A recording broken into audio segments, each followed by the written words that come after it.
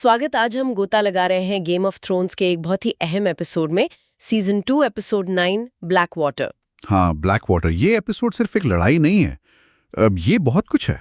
बिल्कुल।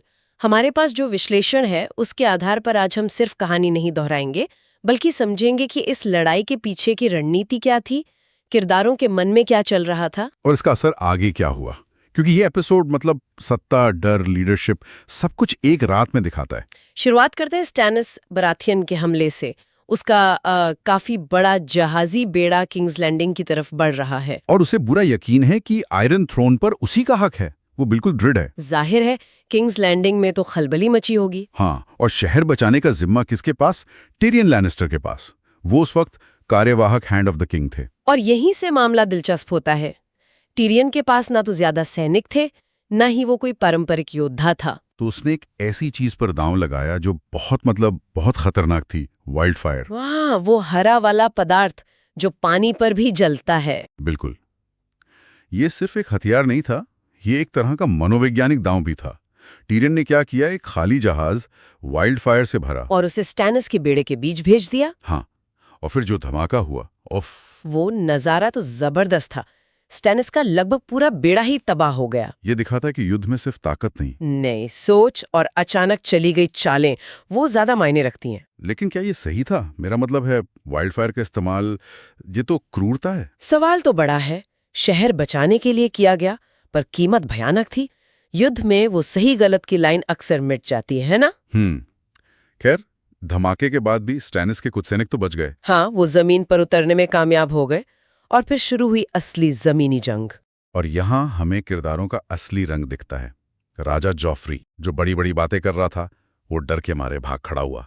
बिल्कुल। और दूसरी तरफ है टिरियन, जिसे हमेशा कम आंका गया। हाँ, वो खुद मोर्चे पर पहुंच गया, अपने सैनिकों का हौसला बढ़ाने, उन्हें ये याद दिलाने कि वो अपने घरों के लिए लड़ रहे हैं। ये कमाल का नेतृत्व था, वो भी ऐसे इंसान से जिसकी उम्मीद नहीं थी। सही बात है।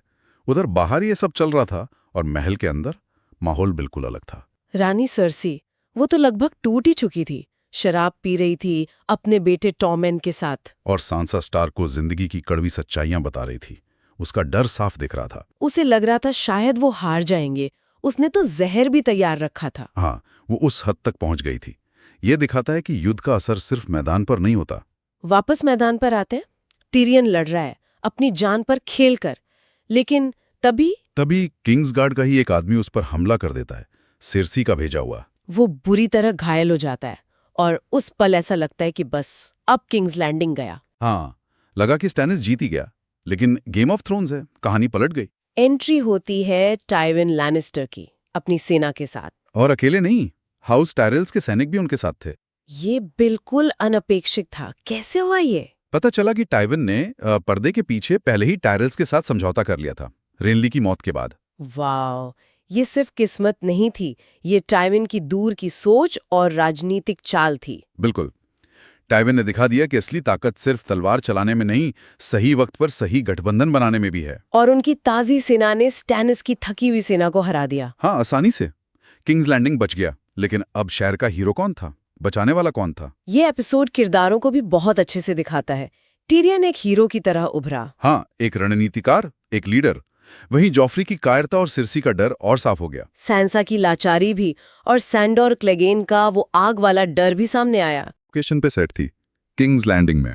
तो ब्लैक वाटर की लड़ाई हमें दिखाती है कि कैसे रणनीति, नेतृत्व, राजनीति और हाँ, थोड़ी किस्मत भी युद्ध का नतीजा तय करती हैं। यहाँ एक सवाल सोचने के लिए छोड़ जाते हैं। हाँ, जरूर।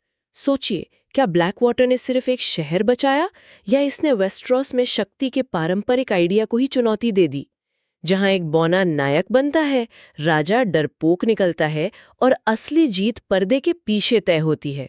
युद्ध के मैदान से परे भी बहुत कुछ चल रहा होता है ना। दोस्तों, अगर आपको हमारी ये थ्रिल और सस्पेंस से भरी कहानी पसंद आई हो तो अभी सब्सक्राइब करें, लाइक करना न भूलें और इस पॉडकास्ट को अपने दोस्तों और गेम्स ऑफ थ्रोन फैंस के साथ शेयर जरूर करें। आपकी हर लाइक और सब्सक्रिप्शन हमें और भी एपिक कंटेंट बनाने के लिए मोटिवेट करती है। अगले एपिसोड में मिलेंगे एक नई साजिश और धमाकेदार ट्विस्ट के साथ। तब तक के लिए धन्यवाद, खुश रहिए और याद रखिए, विंटर इज कमिंग। जय हिंद।